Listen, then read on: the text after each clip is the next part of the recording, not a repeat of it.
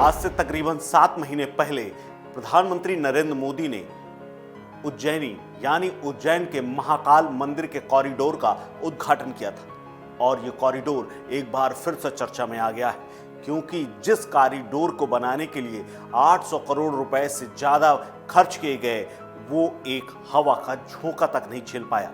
जी हाँ, इसी मामले को लेकर पहले यहाँ भ्रष्टाचार की जांच भी हुई थी, लेकिन क्या हुआ कोई नहीं जानता। लेकिन मौसम की एक चली हवा ने पूरे भ्रष्टाचार की पोल खोल दी, या यूं कहें कि सब कुछ ढांक के तीन पात कर दिया है, क्योंकि बीते दिनों हुई एक थोड़ी सी आंधी आने के बाद इस महाकाल लोक में तबाही आ गई। यहाँ पर मौजूद सप्त ऋषियों की 7 मूर्तियों में से 6 मूर्तियां धड़ाम होकर गिर गईं और इन मूर्तियों की चपेट में आने से कई श्रद्धालु बाल बाल बचे।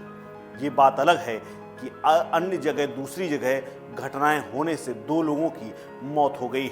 वहीं मुख्यमंत्री शिवराज सिंह चौहान ने बिगड़े मौसम से नुकसान का संज्ञान लिया है और उन्होंने उज्जैन कलेक्टर और कमिश्नर से फोन पर बात करते हुए राहत के निर्देश दिए।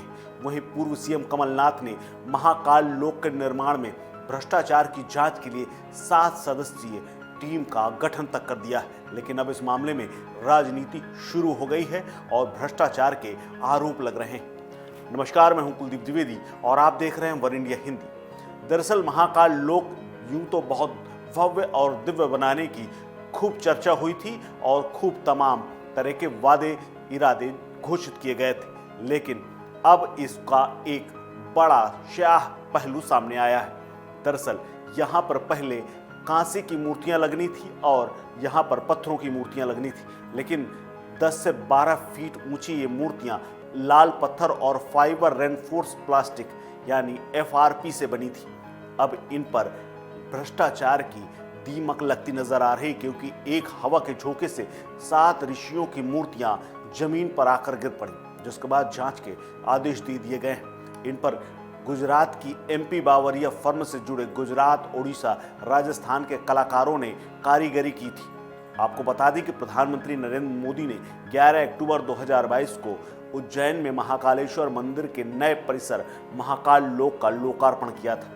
वहीं अब मूर्तियां गिरने की सूचना मिलते ही प्रशासनिक अधिकारियों की टीम महाकाल लोक पहुंची और उन्होंने श्रद्धालुओं को बाहर निकाला और फिलहाल अस्थायी रूप से महाकाल लोक को बंद कर दिया गया है। कलेक्टर कुमार पुरुषोत्तम का कहना है कि आंधी बहुत तेज थी, इसी कारण मूर्तियां पेडेस्टल से नीचे आकर गिर गईं। लाल पत्थर और फाइबर रेनफोर्स प्लास्टिक से बनी इन मूर्तियों की लाइफ तकरीबन 10 साल है, लेकिन ये मूर्तियां 1 साल के अंदर ही जमींदोज हो रही हैं। पत्थर की मूर्तियां बनने में फिलहाल अभी समय है, इसीलिए कंपनी ने इनका रखरखाव करने की जिम्मेदारी ले रखी है और ये फाइबर की मूर्तियां अभी लगी हुई हैं, लेकिन इन मूर्तियों को दोबारा क्रेन की मदद से लगाने की कोशिश की जा रही है। वहीं घटना के लिए जिम्मेदार अधिकारियों पर एक्शन भी तय किया जा रहा है। माना जा रहा है कि मूर्तियों को पुनर्स्थापित करने के लिए महाकाल लोक को फिलहाल बंद कर दिया गया है। यहाँ भगवान शिव समेत अन्य देवी देवताओं की तकरीबन 190 से ज्यादा मूर्तियां लगाई गई थी। महाकाल लोक परियोजना में पहले चरण में 310 करोड़ रुपए खर्च किए गए थे। इसके बाद 778 करोड़ की लागत से दूसरे चरण का काम शुरू हुआ। इसके तहत महाकाल परिसर का विस्तार और सौंदर्यीकरण किया जा रहा है। महाकाल लोक प्रोजेक्ट के तहत इसका निर्माण 2 चरणों में होना था और इन पर दोनों चरणों में कुल मिलाकर 856 करोड़ रुपए का बजट प्रस्तावित था, लेकिन पहले ही चरण के उद्घाटन जब हुआ था उसके बाद तमाम तरह के आरोप लग रहे थे। दरअसल ये प्रोजेक्ट स्मार्ट सिटी का है और उसी के फंड से इसे खर्चा किया जा रहा है, लेकिन जब लोकायुक्त ने इस मामले की जांच की थी, जब आरोप लगे थे, तो उसके बाद ये माना गया था कि कॉरिडोर में धातुओं की मूर्तियां लगनी थी, परंतु ऐसे पदार्थ से मूर्तियां लगाई गई जिनकी उम्र 25 साल से किसी भी हाल में ज़्यादा नहीं, और उसी का परिणाम है कि एक आंधी आते ही यहाँ पर तबाही मच गई है। इस घटना को लेकर पहले ही कमलनाथ के बाद दिग्विजय सिंह ने PMO को टैग करते हुए एक ट्वीट किया है। दिग्विजय ने लिखा कि कोई ऐसी योजना नहीं है MP में जिसमें भाजपा ने भ्रष्टाचार नहीं किया।